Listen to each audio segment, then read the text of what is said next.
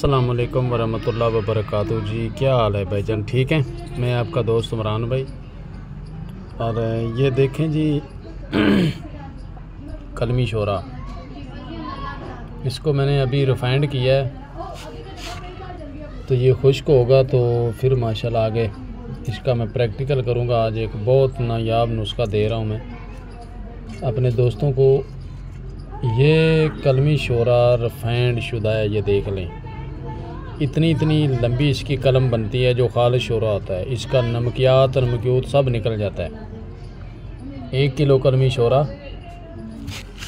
और ये है पानी, ये देखें जी, इसके अंदर अभी शोरा है।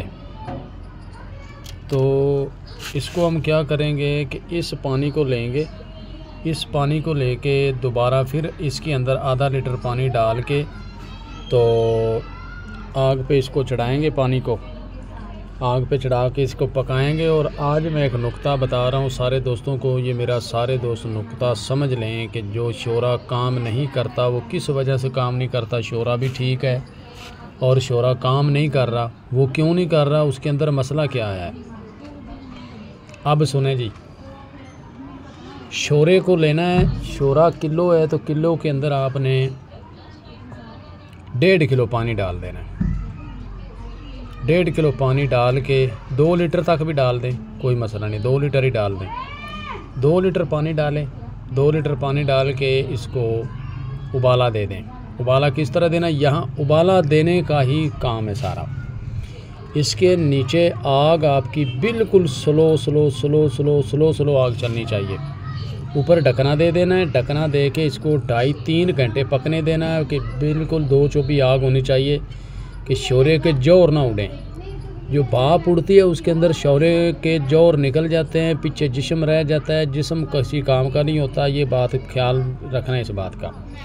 ये होता है इसका असल तरीका। तो उसके बाद कलमें भी ऐसे ही बैठती हैं जिस तरह इसकी कलमें बैठी हैं, मगर उसके अंदर वो चीज़ नहीं होती। इसके जौर पकड़ने हैं, जौर इसी तरह पकड़ने हैं कि आपने शोरे को बिल्कुल 2 चौबी आग पे पकाना है। 2 चौबी आग के ऊपर पका के जब पानी आपका आधा लीटर खुश्क हो जाए तो उसके बाद आपने इसको नीचे उतारना है। 2.5-3 घंटे पकने दें, ठीक है ना। कमों पेश 3 घंटे पकाएं और पका के इस शोरे को आप ऊपर से ऐसे ढक दें, ऐसे बंद कर दें। बंद करके भाईजान भाप इसकी अंदर ही गिरती रहेगी और जौर इसका निकलेगा नहीं।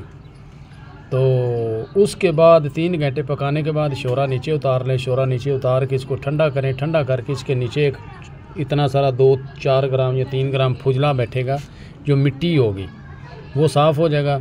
ये लट्ठे के कपड़े की तरह साफ़ हो जाएगा।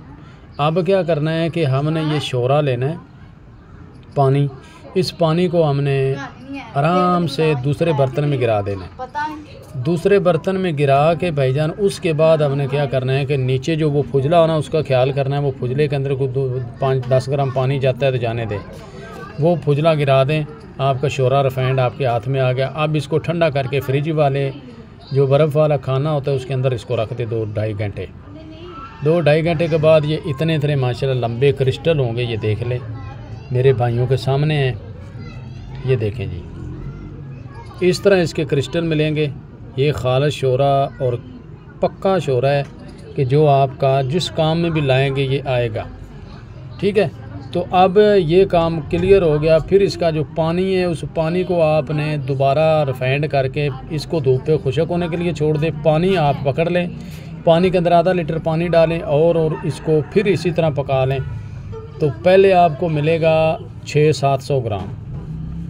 फिर जो शोरा उसके नीचे गिरेगा वो बिल्कुल थोड़ा गिरेगा, मगर वो 1 पाव या आपको 200 ग्राम 150 ग्राम, जहाँ तक शोरा अच्छा है उस तक तरीके तक वो मिलेगा। मेरा ये शोरा 8 से लेकर 900 ग्राम तक किलो शोरे से निकल आता है, ठीक है। ये जी शोरा है, मैं 4000 का केजी लेता हूँ भाईजान। आज मैं सारे दोस्तों को वाज़ह बता दूँ, ये 4000 का किलो है शोरा। इस शोरे में से भी फिर भी पोटाशियम कार्बोनेट निकलती है। और जो दूसरे शोरे है तो किसी का 300 ग्राम निकलता है बेचारे का, किसी का 400 ग्राम निकलता है। वो शोरा जो होता है उसके अंदर ये खाद लगी थी यूरिया, और ये सारा सिस्टम उसका इस तरह का होता है। लो जी, ये आज मैंने इसका नुस्खा बताया है। ये जिस बंदे ने भी बनाना है शोरा इस तरीके से बनाए और इस तरीके से इसको चलाए। अब मैं इजाज़त चाहता हूँ अपने दोस्तों से, आगे फिर मिलेंगे अगली वीडियो के साथ। ओके, अल्लाह हाफिज़।